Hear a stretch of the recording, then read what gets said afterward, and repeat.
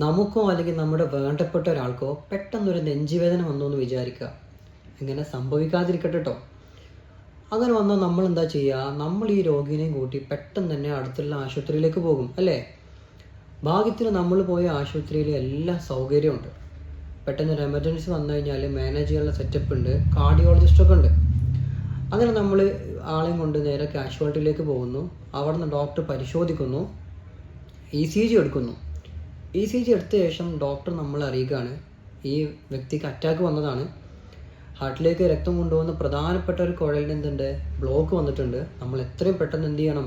ഒരു ആൻജിയോപ്ലാസ്റ്റി ചെയ്യണം. മാത്രമല്ല ബുദ്ധിമുട്ട് കൂടാതിരിക്കാൻ വേണ്ടിയിട്ട് എന്ത് ചെയ്യുന്നു? ഡോക്ടർ കുറച്ച് ഗുളികകളൊക്കെ നമ്മുടെ രോഗിക്ക് കൊടുക്കുന്നുണ്ട്.